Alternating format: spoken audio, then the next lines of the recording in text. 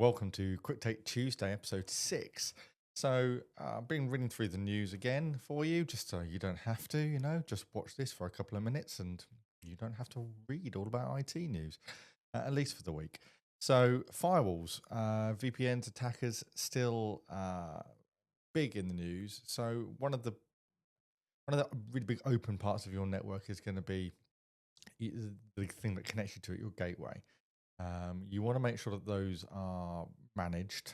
Ideally, you want to make sure that they're being patched, they're being updated, your subscriptions on them are active, and then they're all doing all the things that they're meant to be doing.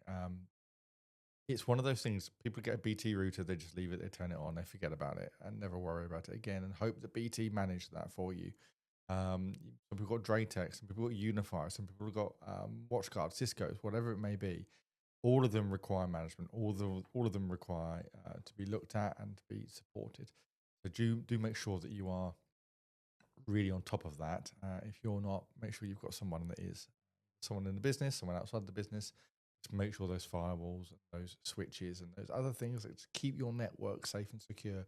They are the fundamentals of how your IT runs. So please do make sure that they are being patched and updated. Yes, you've got to plan it. It will cause downtime when you're going through the process. They're such a core part of your network. The logic should be taken out to every core part of your network, your servers, your websites, the things you host your databases on. Make sure those are all patched, they're all up to date as much as they can be. There are limitations. Sometimes you can't go to the very latest version because maybe it conflicts with something else in your network. But where you can, keep them going. But switches and gateways, keep them going. AI tools, again, gonna be a weekly thing. Sorry, but this week we're kind of seeing a lot more about people connecting their AI tools to things that they're either not really aware of, or they're not aware of the issues that are caused by connecting them into something else. I mean, this week, someone was trying to make a booking to a gym and there wasn't space, and they said their AI toilet, can you monitor this website to make sure, and when there is space, to book me on? What the tool went and did was hacked the website, deleted the people that were on the course, and booked their owner a space on that course. Scary stuff. I mean, this was just someone connecting in, and the tool using the abilities that it had natively to be able to go and break someone's site. Again, back to point A, keep things patched, keep things updated, but also you've got to give your tools guardrails. A member of staff wouldn't go and do that. They'd have their own personal guardrails to stop them doing it. So you've got to make sure your tools have the guardrails to do that. So this is something that's going to grow. It's going to evolve. The tools themselves are going to start having these things built into them. But we're in early days of this now, so we've got to make sure that we're all good. Supply chain attacks. So this is where you don't get hacked, but somebody who supplies to you or that you supply to gets compromised. I literally saw it this morning. Somebody thought they'd been hacked because they'd received an email.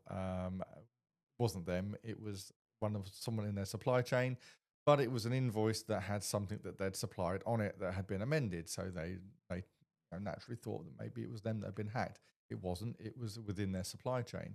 They had reasonable tools in place to stop that, and actually the email that alerted them was a legitimate email from the supplier going, look, by the way, this has happened, so you might want to check something. It wasn't actually anything nefarious. But you got to make sure that these things are in place. You've got to have processes in place. Like, if you're going to make a payment to anyone, you have to make sure that you verified those details in a different way to the way that you received them. If you've got them through an invoice, you've got to make sure that you've called the person on a number that you know to confirm those details are right, if it's the first time you're paying them.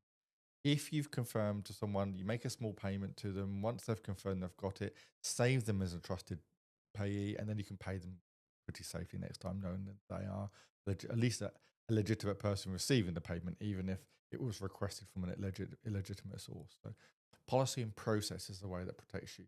That's not a technical protection. That is just an administrative protection.